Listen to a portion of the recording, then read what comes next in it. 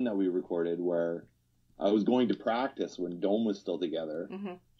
And I got lost on the way to practice because I didn't want to put on my GPS because it would bleed over. Recalculating. Into my podcast. Oh, right. Yeah, no kidding. And then Alex was texting, our guitar player, he was texting me the whole time while I'm driving, going, "Where the fuck are you?" I'm lost, man. Hang on. And I'm like, "I can't talk. No pressure. Podcast." It's like, shh. Yeah. Yeah.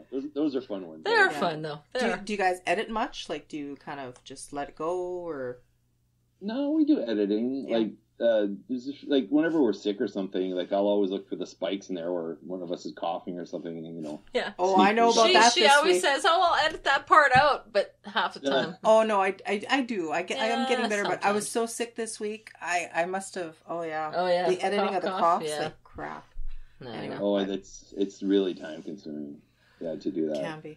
Yeah. Yeah, but we edit a bit. Like I think podcasts sound better in the raw than So do I. overly edited. Yeah. Totally. Yeah. Totally. I don't want to sound like a freaking That's why- newscaster or dork on Like TV. when we're doing ours, I probably record just candid conversation. I'd say a good anywhere from like 10, 15, sometimes even 20 minutes before, and I'll edit it all out. But that just kind of warms us up, and if I do catch something fucking hilarious in between, we'll have outtakes at some point when we're rich, sitting on our stacks of podcast money. Right. I'm waiting for that. And waiting. Yeah, I'm waiting. And waiting. Come on. Sponsors? I'm not going anywhere as a writer, so let's try this podcast shit out. I'm not going anywhere as an artist either, so we'll if we get a boost sponsor, that'd be awesome. And your t-shirts, I hear you guys. You got t-shirts? Yeah. Yeah. Yeah. Actually, so if you're gonna get t-shirts, I strongly suggest getting them through Divine or Divine. I'm not sure. Divine or Divine t-shirts. Okay. They're super affordable. You can sell. I sold them all for $20 a piece. Okay. And the guy lives like 5 minutes from my work, so I just picked them up at lunch, brought them to work, and they never made it home. They sold okay. Okay, I see. Cool. Yeah. He does it from home, or? Well, he was actually in that building on Jarvis that burnt down. Oh, the warehouse. Yeah. So he's working out of his garage again. Oh, shit. He just moved out of his garage Oh. into that building. He'd been there I think maybe a month. Did he lose a bunch of shit in there, or no? Bloody hell. Yeah, he did, yeah. He But did? he had insurance. Like, he was... Even still, though, He's a smart businessman, but... Yeah. Did you guys know any of the musicians that had their stuff there or anything, or? I know of a lot of them. Oh, yeah. But I don't know any of them personally, no. That was quite the mecca of everything. Oh, yeah. Oh, yeah. Shit that's like, irreplaceable there. If you wanted a haunted place, wow. Oh, yeah? Like, when I walked in there, like, I could see spirits walking around everywhere. It was insane. I was trying to listen to Scott the whole time, and I'm like, who's that? Who's that? Like, really? Yeah. Oh, it was like,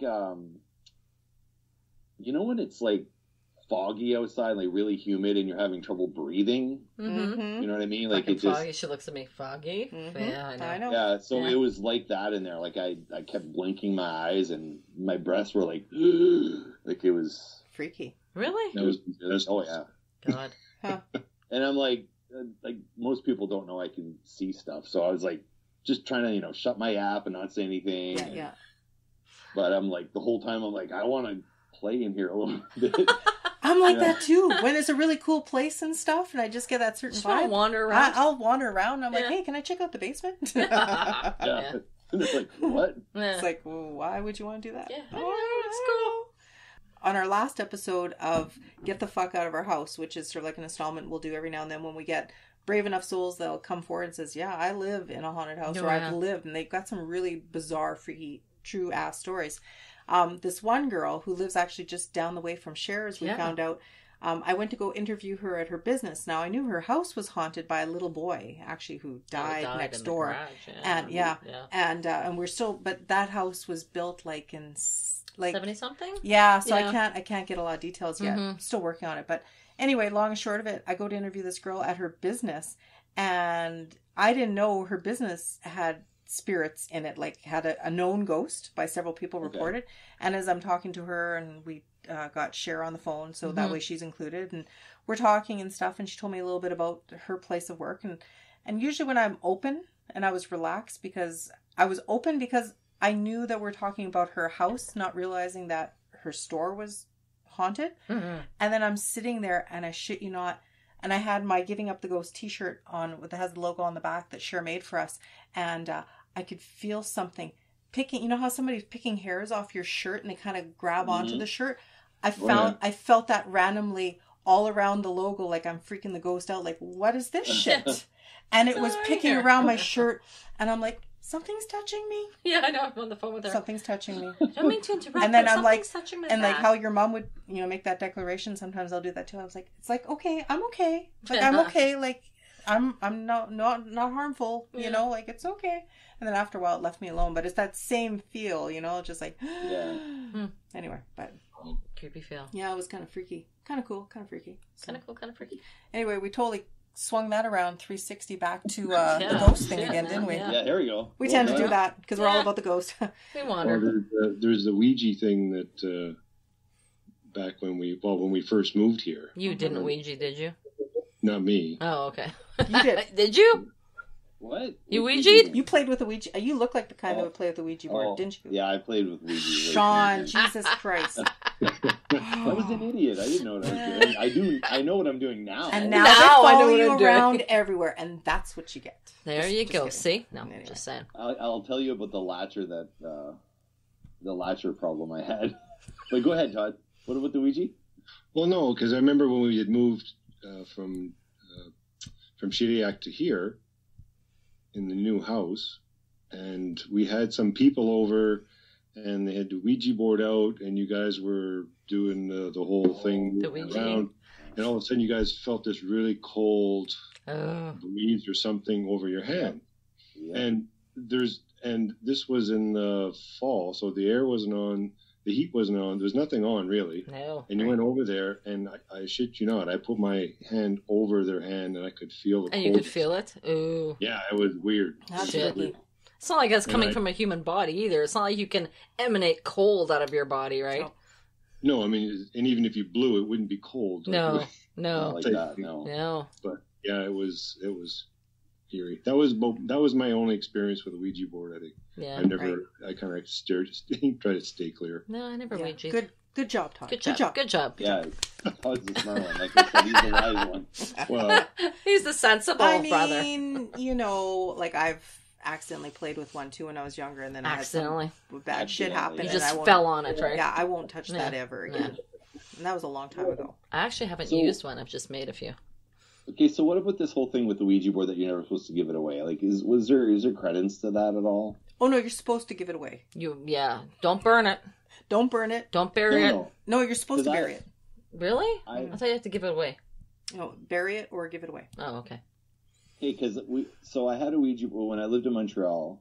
I had a Ouija board. Mm-hmm. I bought my first Ouija board. You bought it? Silly boy. Oh yeah. So I bought it secondhand too, which meant even sillier boy. So anyway, we got a lot of action on that thing. So anyway, I was freaked out one night. I'm like, okay, you know what? I don't want this Ouija board anymore. I gave it to somebody that was over. We had a bunch of people over. Oh, somebody didn't like it. I gave it to them, and they took it. Yeah. And then, like a month later, it came back. Yeah, but it wasn't that one. It was a different one. But I've heard that too. If you give it away, that's right. We were talking about that. You got to give it away to someone you hate, or another one will come back to you. Like I've heard that too. But if you so that's common. Yeah, someone wants to talk to you still. That's right. They're not done. They're not done talking to you. I still have one. Do you really? Give it away. What the fuck? I gave a Ouija board away 3 times. Wow. Seriously? Yes. Okay. Weird. Wrap it up as a Christmas present and give it to someone you don't like. How about that? Saying that common. I won't touch one.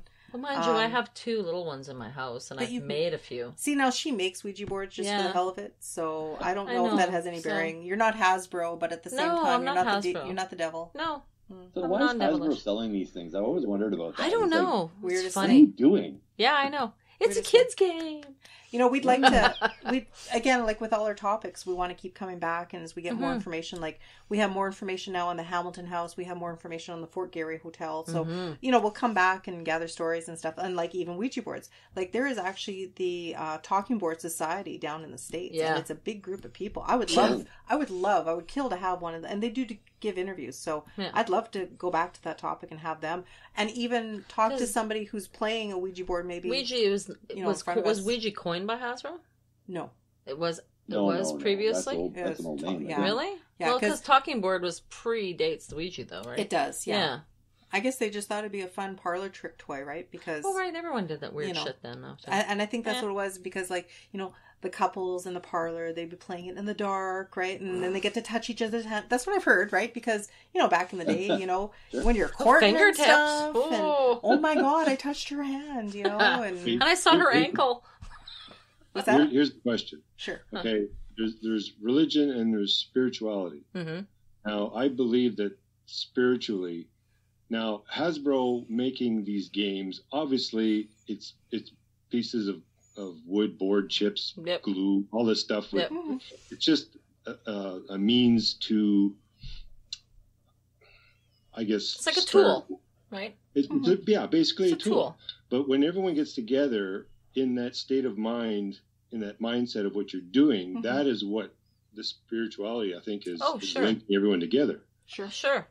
What I don't understand is the things you're saying about, if you give it away, if you get it back, you're saying you get it back like 3 times, and you're saying that's common. So obviously there's something there to something that. Something more? Mm-hmm. Yeah. Why? Don't know. I don't know. Don't know. It's just the weirdest thing. Yeah. Like maybe it depends it's not on the the people. board itself. I think it's probably the person. Yeah. Like the person, I think, maybe has a connection with something other than the board. Like the board is just like tool. A device. It's just a tool, Right. Whereas you have like the human mind is the strongest causing thought forum. What is that? When you have thought circles, or what they call, people sit in the same room and they chant the same thing for an hour, the same sentence or whatever, and it's supposed to carry forward and come to life. It's like makes it manifest or whatever. Manifestation. That's exactly it. Yeah. So I mean, I think a little bit. I mean, we're all energy. Dead or alive, we're all energy. I mean, I've had this debate with my son, my 20-year-old, who shoots me down every freaking time because he's so fucking smart. Yeah, and he's taking but religion. I tell him, I said, like, technically, like, we only use, like, they say people on average use 8 to 10% of their brain. Like, really, that's what they say. You read those stats and statistics and everything. So what about that other 80, 90%? Yeah. Like, maybe the people that have that ability, or they're connected somehow, that they can harness that capability. Maybe they use more than that 8 or 10%. And my son shoots me down. Oh, that's bullshit. Blah, blah, blah. But I mean, there's so much more to what we don't understand. And paranormal is just basically a science that we have not discovered yet. Because I mean, energy never disappears either, too. I mean, our heart beats on energy. We have electricity that courses through our veins. And physically speaking, as physics goes, you can't just get rid of energy, right? No, you can't destroy it. No, you cannot destroy energy. So it has to go somewhere, right? So the board is a conduit. Like, it's just another tool, just like anything else. And I mean, just like, if you believe in it, it's going to happen, So maybe some people are just better conductors. Maybe. Right? That's right. Yeah, right. like John can see auras, and I can't. Right. Yeah. No, I know. Some people feel different as soon as they walk into a room compared to others. Some people walk through life. Yeah. Nothing happens, right? I have precognitive dreams all the time. I'll dream a conversation between 2 people that I barely know. I'll message them and they go, we talked about that yesterday. Yeah. Like, it's just, like, some people can tap into it, some people can't. Yeah. Like, some people it's just, I don't know. Some people block it out too, I think. They don't want to know, right? Yeah. Right. So, I mean, like with the Ouija board, it's just a tool, like divination, like just like we were recording an episode earlier, we were talking about, Nostradamus, right? For example, he would use like a bowl of water, and he would like stare into bowl. And we're saying, I think if you stare into anything long enough, whether it's a mirror, whether it's the water, or even like the white noise that you hear, you're gonna pick something. Your brain is gonna just click in and see what it wants. It's like listening to music backwards. Right? Same shit, right? I mean, looking at clouds. Yeah. Everyone has a different perception of what they do. Right?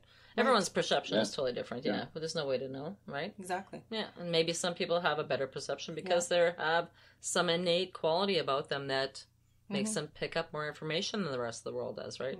That's just like children, right? Like, they have all these abilities because their mind is so much freer and open up until they're about, like, you know, till we poison them. 6, 7, 8, until society